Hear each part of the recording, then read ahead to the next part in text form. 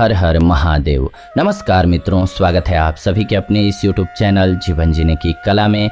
आज आप सभी समझ गए होंगे जय श्री कृष्णा का मतलब है कि गीता से कुछ महत्वपूर्ण बातें जानते हैं, हम सभी जीवन के लिए सीखते हैं कुछ महत्वपूर्ण बातें जो हमारे जीवन भर काम आएंगी। जी हाँ, श्रीमद् भागवत गीता में जो उपदेश दिए गए हैं उनमें जीवन के हर पहलू और हर अवस्था का पूरा सार छिपा है। इन वचनों में जीवन के हर अनुभव के बारे में विस्तार से बताया गया है। व्यक्ति के जन्म लेने से मृत्यु तक और उसके बाद के चक्र को श्रीमद् भागवत गीता में विस्तार से बताया गया है। इन वचनों में से हम आपको कुछ मुख्य वचनों के बारे में बताने जा रहे हैं। पहला, ऐसा व्यक्ति कभी खुश नहीं रहता है। कैसा? गीता के उपदेश में बताया गया है कि जो व्यक्ति बिना वजह किसी पर संदेह करता है वह कभी खुश नहीं रह सकता है। संदेह करने पर रिश्तों में कड़वाहट पैदा होती है। इसके अलावा दूसरी बात, ये 3 लोग हैं नरक के द्वार पर। जी हाँ, गीता में बताया गया है कि वासना, गुस्सा और लालच, ये तीनों चीजें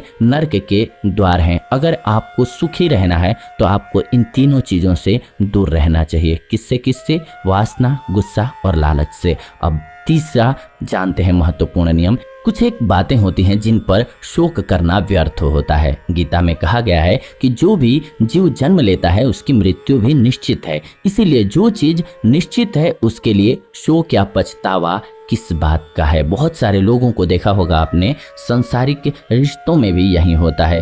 बच्चे को या बच्चियां होते हैं, ब्रेकअप हुआ, बहुत परेशान हो जाते हैं, जबकि हर चीज़ की एक लिमिट है और एक एक्सपायरी डेट है। हमारे जीवन की भी एक एक्सपायरी डेट है। इसी तरीके से इसे समझ लें और जो हुआ उसको छोड़ें, आगे बढ़ें, शांति से अपने जीवन को सही ढंग से जैसे चल सके खुशी से चलाएं, बेहतर होगा। ये जोड़ करके रखेगा आपको और संतुष्टि देगा। अगर ये भाव पहले से आ जाए तो आपके ब्रेकअप के चांसेस भी खत्म हो जाते हैं। अब बात करते हैं, ऐसे व्यक्ति को करनी चाहिए भलाई। जी हाँ, गीता के सार में बताया गया है कि अगर कोई व्यक्ति बुद्धिमान है तो उसे समाज की भलाई के लिए भी काम करना चाहिए। ऐसे व्यक्ति को बिना किसी स्वार्थ के समाज के लिए भी योगदान देना चाहिए, क्योंकि आप सामर्थ्यवान हैं और सामर्थ्यवान का ये कर्तव्य भी है कि जो नीडी हैं, जो जरूरतमंद हैं, उनकी मदद जिस रूप में भी कर सके करना चाहिए। इसके बाद नंबर 5, ऐसा व्यक्ति भगवान को प्राप्त करता है। कैसा? गीता के उपदेशों में कहा गया है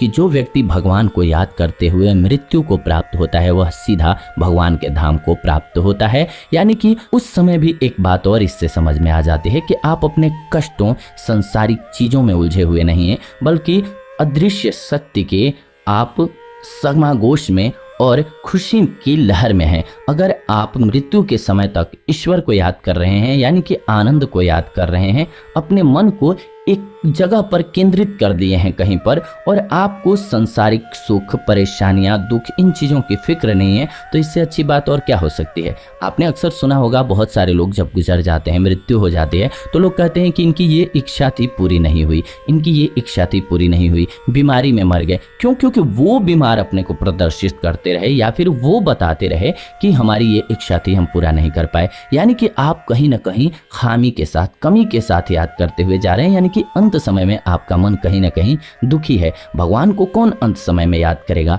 जिसके की माइंड में कोई परेशानी नहीं होगी, जिसके शरीर के त्याग को समझ चुका होगा और शारीरिक कष्ट को और सांसारिक कष्ट को, रिश्तों को, मोह को, माया को वो काट चुका होगा, वो ईश्वर को याद कर सकता है अंत समय में। इसीलिए कहा गया है वो भगवान को प्राप्त होता है, क्योंकि उस समय उसके अंदर सुख, चैन और शांति होगी। और पूरे जीवन हम सभी इसी के लिए तो लड़ते और घूमते हैं कि सुख, शांति मिल जाए। और अगर ईश्वर का नाम ले रहे हैं, यानी कि आपका माइंड एक जगह पर केंद्रित है, और अगर एक जगह ध्यान केंद्रित है, इसका मतलब है कि आप डिस्ट्रैक्ट नहीं हैं, आप परेशान नहीं हैं और दुनिया से जा रहे हैं। ये बेहद खुशी की बात है। तो ये आज की वीडियो रही आप सभी के लिए। ऐसी ही वीडियो के लिए आप सभी चैनल को सब्सक्राइब करके हमारे साथ जुड़ जाएं। साथ ही साथ वीडियो पर अपनी प्रतिक्रिया जरूर दें, क्योंकि आपकी प्रतिक्रिया हमारे लिए बहुत वैल्यूएबल होती है। आपकी क्या राय है इस संबंध में जरूर लिखें कमेंट्स के माध्यम से। मिलते हैं आप सभी से नई वीडियो में।